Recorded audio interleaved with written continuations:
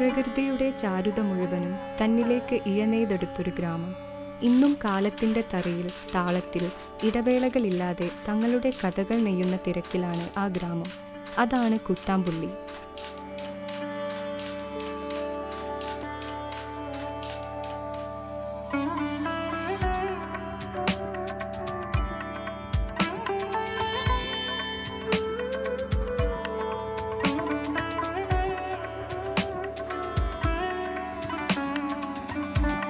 ഭാരതപ്പുഴയുടെ തീരത്ത് സൗഡേശ്വരി അമ്മൻ ക്ഷേത്രത്തിൻ്റെ ദൈവാനുഗ്രഹത്തിൽ വളർന്ന ഒരു പാരമ്പര്യത്തിൻ്റെ തിരയൊലി ഒടുവിൽ ശബ്ദമാകുന്നത് നെയ്ത്തിൻ്റെ താളത്തിലാണ്.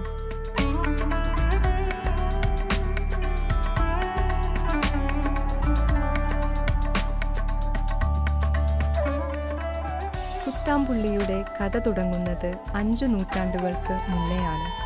കർണാടകത്തിൽ നിന്ന് കുടിയേറിയ നെയ്ത്തുകാരുടെ ഒരു സമുദായം ഈ പ്രദേശത്തെത്തിയപ്പോൾ അവർ കൂടെ കൊണ്ടുവന്നത് കൈത്തറിയുടെ അനശ്വരമായ പൈതൃകമായിരുന്നു. പിന്നീടവർ നമ്മുടെ ഭാഷ സംസാരിക്കാനും ഇവിടുത്തെ സംസ്കാരത്തോട് താദാത്മ്യം പ്രാപിക്കാനും ആരംഭിച്ചു. അവർ നമ്മളിൽ ഒരാളായി മാറി. കൈത്തറിയുടെ ഈ മഹാനുഭവം സംരക്ഷിക്കുന്നതിൽ പ്രധാന പങ്ക് വഹിക്കുന്നത് കുത്താംപുള്ളി കൈത്തറി സഹകരണ സംഘമാണ്. 1972 ഈ സഹകരണ സംഘം സ്ഥാപിതമായത്.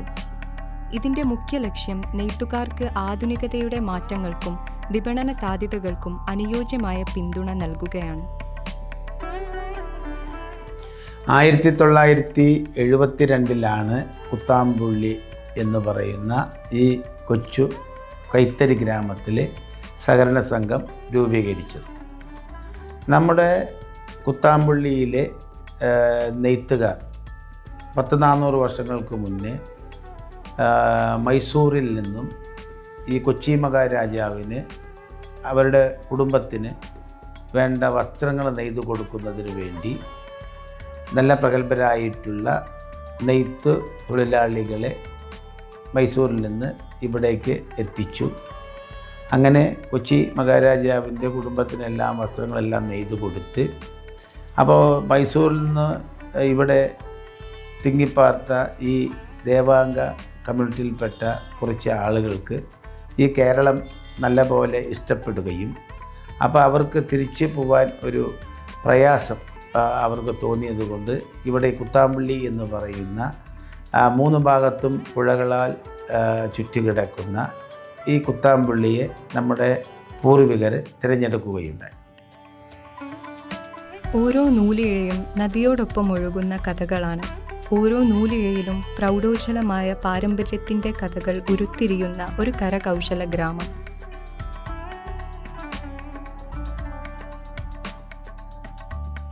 നൂറ്റാണ്ടുകളുടെ ചരിത്രമുറങ്ങുന്ന ഭൂമിയാണ് കുത്താംപുള്ളിയുടേത്. ഇവിടുത്തെ ജനജീവിതത്തിൻ്റെ താളം പോലും നൂറ്റാണ്ടുകളായി കൈത്തറിയുടേതാണ്.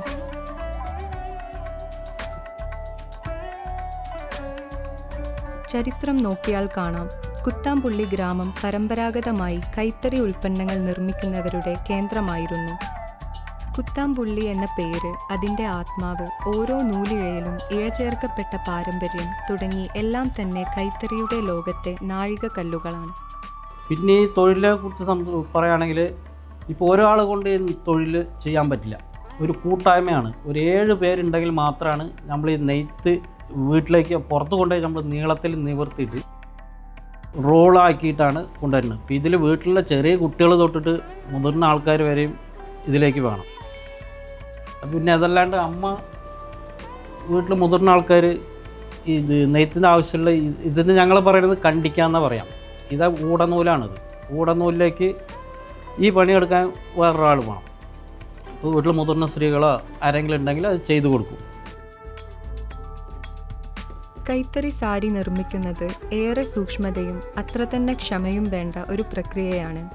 അതിന് ആദ്യം വേണ്ടത് ഏറ്റവും മികച്ച നൂലുകൾ തിരഞ്ഞെടുത്ത് ശരിയായി ക്രമപ്പെടുത്തുക എന്നതാണ്. ഉരുതൽ എന്നറിയപ്പെടുന്ന നെയ്ത്ത് വിദ്യയിലെ അടിസ്ഥാന പ്രക്രിയയാണിത്. ഇത് നിർമ്മാണത്തിനൊരു അടിസ്ഥാനം ഒരുക്കുന്നതോടൊപ്പം വിദഗ്ധതയും ഏകോപനവും ആവശ്യപ്പെടുന്ന ഒരു അനുഷ്ഠാനവുമാണ്. 7 മുതൽ 8 പേർ വരെ ഒരുമിച്ച് ചേർന്ന് നീണ്ട നൂലിഴകൾ വീതിയോടെ നീളത്തിൽ വലിച്ചുകെട്ടുന്നു. ഓരോ നൂലിനെയും ശരിയായ ക്രമത്തിൽ പകർത്തി തളർന്നു പോകാതെ ഉറപ്പിച്ചു വെക്കുന്നു. പ്രയത്നവും കൃത്യതയും ആവശ്യമായ ഈ പ്രക്രിയയിൽ പാരമ്പര്യ വൈദഗ്ധ്യം പ്രതിഫലിക്കുന്നു. അങ്ങനെയാണ് നൂൽച്ചരട് സജ്ജമാകുന്നത്. കൈത്തറിയിലേക്ക് മാറ്റി കുത്താംപുള്ളിയുടെ വിഖ്യാതമായ കൈത്തറി വസ്ത്രങ്ങളായി പുനർജന്മം പ്രാപിക്കാനാണ് ഈ തയ്യാറെടുപ്പുകളിലൂടെ മുന്നോട്ടു പോകുന്നത്. തലമുറകളായി കൈമാറി വരുന്ന ഈ രീതി കുത്താംപുള്ളിയിലെ നെയ്ത്തുകാരുടെ സമർപ്പണത്തിൻ്റെയും പാരമ്പര്യ സംരക്ഷണത്തിൻ്റെയും ഒരു അടയാളമാണ്. ഓരോ നൂലിൻ്റെ അതിരുകളിലും ആ പാരമ്പര്യം തെളിഞ്ഞു നിൽക്കുന്നു.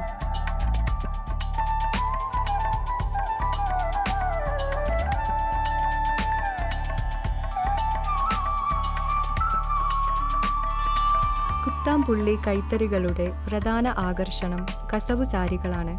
സ്വർണ്ണവർണ്ണത്തിലുള്ള അരികുകളും വിസ്മയിപ്പിക്കുന്ന രൂപകൽപ്പനകളും ചേർന്ന മാസ്മരിക സൃഷ്ടികൾ.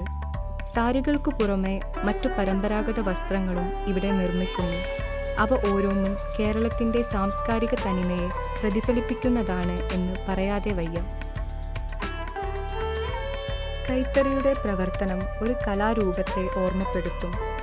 നെയ്ത്തുകാരൻ്റെ കൈയടക്കം, വിരലുകളുടെ വേഗം, തറിച്ചിറകുകളുടെ മിടിപ്പ് എന്നിവയെല്ലാം ചേർന്നൊരുക്കുന്ന സംഗീതത്തിൻ്റെ ക്രമാനുഗതമായ ആരോഹണാവരോഹണം പോലെയാണ് ഓരോ നെയ്ത്തു പ്രക്രിയയും. ഇത്രയും സുന്ദരവും സമ്പന്നവുമായ ഈ വ്യവസായം ഇന്ന് നേരിട്ടുകൊണ്ടിരിക്കുന്ന വെല്ലുവിളികൾ നിരവധിയാണ്.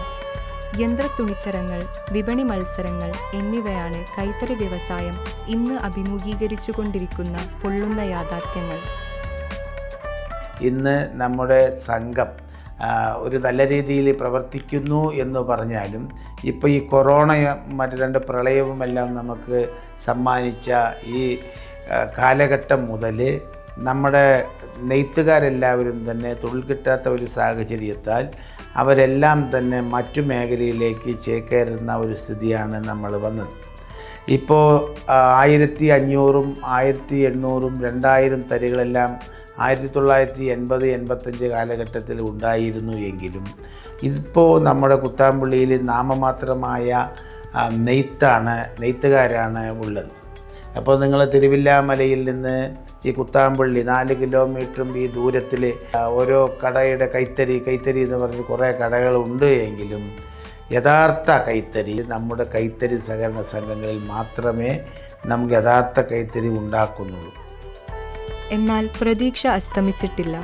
സർക്കാർ ഇടപെടലുകൾ, സഹകരണ സംഘങ്ങൾ, അർപ്പണബോധമുള്ള കരകൗശല പ്രവർത്തകർ ഇവരെല്ലാം കൈത്തറിയുടെ ഭാവി സംരക്ഷിക്കാൻ മുന്നിട്ടിറങ്ങുകയാണ്. കൈത്തറി വെറുമൊരു വസ്ത്രനിർമ്മാണ രീതിയല്ല, അതൊരു സംസ്കാരമാണ്. നമ്മുടെ നാടിൻ്റെ പൈതൃകമാണ്. നാട് എത്രയൊക്കെ പുരോഗമനം നേടിയെന്നു പറഞ്ഞാലും ഒരാൾക്കും തങ്ങളുടെ പൈതൃകത്തിൽ നിന്ന് അകന്നു നിൽക്കാനാവില്ല. കാരണം അങ്ങനെയാണ് നമ്മുടെ മൂല്യങ്ങളുടെ ഊടും പാവും നമ്മിൽ ഇഴചേർക്കപ്പെട്ടിട്ടുള്ളത്. കുത്താംപുള്ളിയുടെ നൂലിഴകൾ വെറുതെ കുറേ കസവു സാരികളല്ല നെയ്തുണ്ടാക്കിയത്. കേരളത്തിൻ്റെ സാംസ്കാരിക ചരിത്രത്തെയും പാരമ്പര്യത്തെയും കൂടെയാണ്. ആ ഒരൊറ്റ കാരണത്താൽ വരുന്ന അനേകം തലമുറകൾക്കൊപ്പം നെയ്ത്തിൻ്റെ ഈ ഇതിഹാസം തലയെടുപ്പോടെ തന്നെ നിൽക്കും, എന്നും എപ്പോഴും.